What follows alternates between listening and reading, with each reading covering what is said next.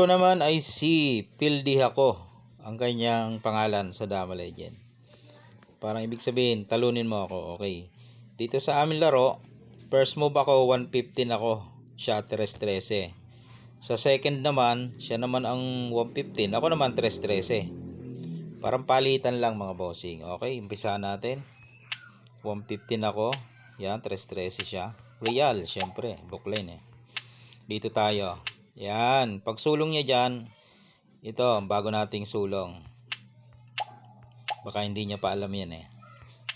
Dito siya, dito ako. Yun, nagsayang. Siyempre, sasaluhin mo yan. Nagpakain agad. O, kumbaga, nag-break agad. So, nag-A3 tayo. Sinayang niya. So, yun, may chance tayo dito. Ayan.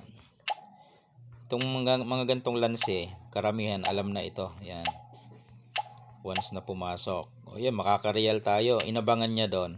Dito naman tayo sa kabila magre-real. Doon siya, dito tayo.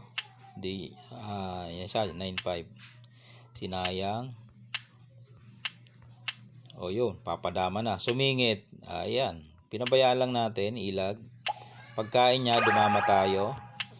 Tapos, sulong siya ng 6-1. Wala na, hindi na makatawid yung apat na piyon. Okay. Wala na, grisay na siya.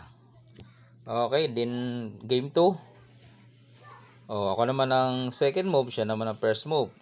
Di mo, baliktaran lang yung aming pinaglabanan. Siya naman ang 115, ako naman ang 3-13. Ito nga ang ating minamaster eh. Pag na-perfect natin to. Doon siya, dito tayo. Dito tayo. Yun, bookline. Iba ito. Nag 14-15 agad. Susubuan mo agad yan.